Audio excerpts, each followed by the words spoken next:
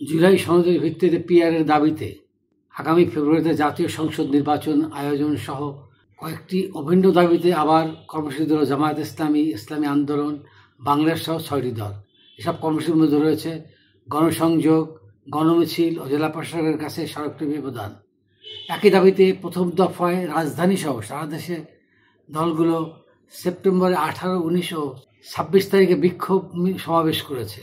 4 দিনের মাথায় গত 23 সেপ্টেম্বর মঙ্গলবার দলগুলো আলাদা আলাদা সংবাদ সম্মেলনে ও গণমাধ্যমে বিজ্ঞপ্তি পাঠিয়ে নতুন কর্মসূচির কথা জানিয়েছে।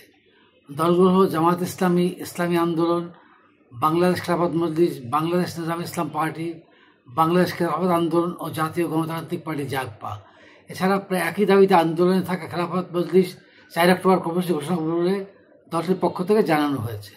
দাবিগুলোর মধ্যে রয়েছে জুলাই জাতীয় সনদের ভিত্তিতে আগামী ফেব্রুয়ারিতে নির্বাচন আয়োজন করা, আগামী জাতীয় নির্বাচনে উভয় কক্ষে আনুপাতিক প্রতিনিধিত্ব, পিআর চালু, অবাধ, সুষ্ঠু, গ্রহণযোগ্য নির্বাচনের লক্ষ্যে লেভেল প্লেয়িং ফিল্ড বা সবার জন্য সমান সুযোগ নিশ্চিত করা, ফ্যাসিস্ট সরকারের সব জুলুম, নির্যাতন, গণহত্যা ও দুর্নীতির বিচার দৃশ্যমান করা এবং স্বৈরাচার দোষী জাতীয় পার্টি ও 14 দলের কার্যক্রম নিষিদ্ধ করা।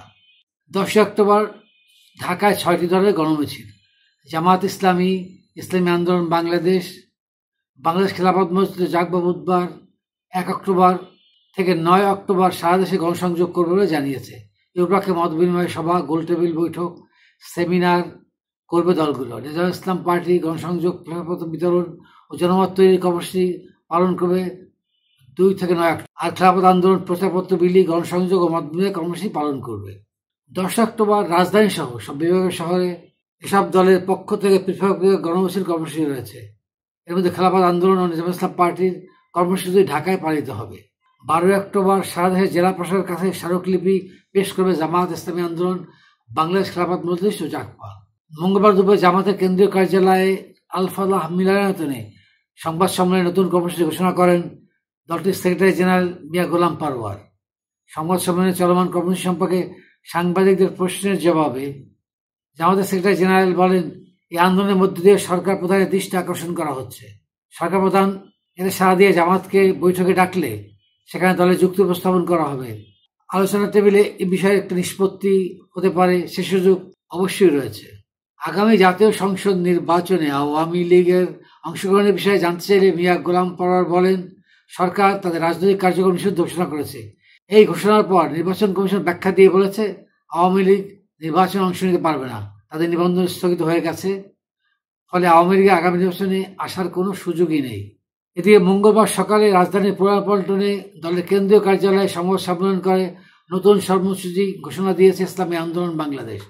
দলের মহাসচিব মাওলানা ইউনুস আহমদ কর্মসূচি ঘোষণা করে বলেন, জুলাই গণঅভ্যুত্থানের পর সংস্কার, বিচার ও নির্বাচন ইস্যুতে তাদের দল সরকারকে সর্বাত্মক সহায়তা করেছে, কিন্তু স্বৈরতন্ত্রের স্থায়ী বিলোপের কোনো কার্যকর পদক্ষেপ নেওয়া হয়নি।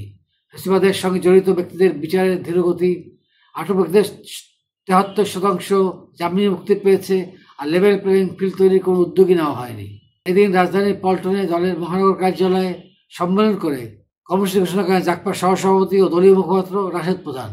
এদিকে দলের আমির মাওলানা মামুনুল হক ও মহাসচিব মাওলানা জালালউদ্দিন আহমদ দলীয় কর্মসূচি উপলক্ষে ঢাকার বাইরে থাকায় বিজ্ঞপ্তির মাধ্যমে কর্মসূচি ঘোষণা করেছে বাংলাদেশ খেলাফত মজলিস।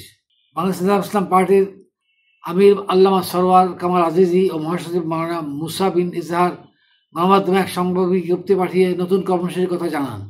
এছাড়া সংবাদ বিজ্ঞপ্তির মাধ্যমে কর্মসূচির কথা জানিয়েছে বাংলাদেশ খেলাফত আন্দোলন।